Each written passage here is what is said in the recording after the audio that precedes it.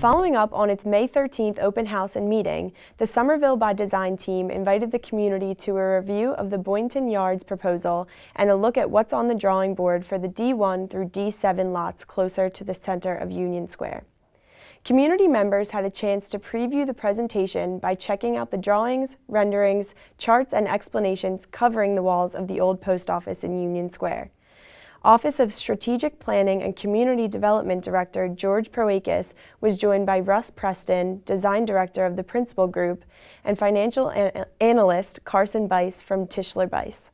The discussion covered green space options, building height and density proposals, streetscapes and parking, as well as the projected financial impact of the redevelopment project.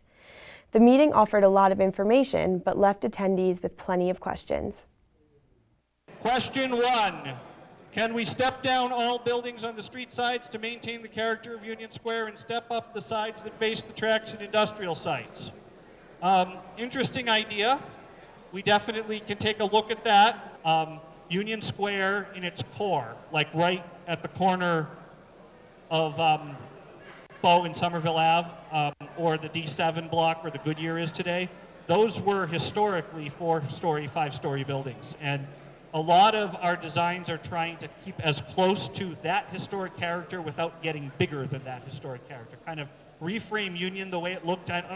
Last charrette, I had this picture from 1910 that had like a big neighborhood event, and kind of like the whole area was like people standing in the square, and you could see the buildings with their original heights.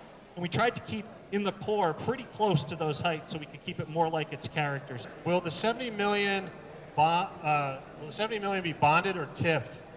This is from Van. So that question hasn't been answered yet. This is the question that keeps me up at night in my new role. $70 million, how do you finance it?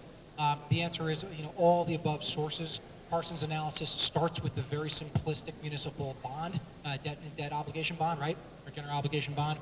But I think that, part of the reason that we got so many letters of support from our elected officials and our community partners for our federal Tiger application, which represents 20 million of that 70, was that everybody understands that we've got to try to figure out how to bring external sources into the table. Fiscal impact seems to assume about 2,500 housing units and about 150 kids. Has the city thought about how to encourage more families housing in Somerville? If we are a community that's looking to invite families that have children, because that's the type of community we want, we need to make sure that not only the development pays for that new school, but that we understand that number so that we don't arbitrarily just set something that creates a situation that we're not prepared to absorb into our school system. So we need to make that connection from a planning standpoint. I don't think we've ever done that. The discussion about family units I thought was interesting, because one of the things that the city said was that they don't know how many they're going to need, and that's important information to have. So I'll be curious to see if they do it. I hope they do a study that will reveal some of that information.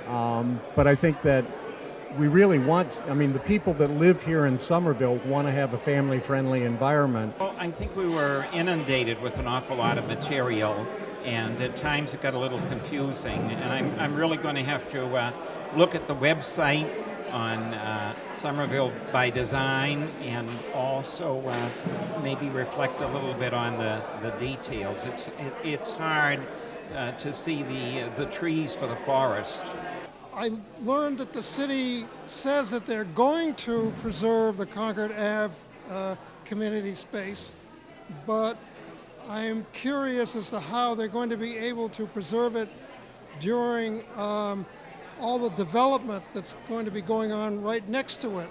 They did talk about the permitting process as being a way of doing that, but that still doesn't really answer the question when you get down to it. Smaller topical meetings will be held over the summer months leading up to the release of a draft development plan in the fall. The group hopes to have a final plan out to the neighborhood for comment by midwinter. To find upcoming meetings or review plans, visit somervillebydesign.com.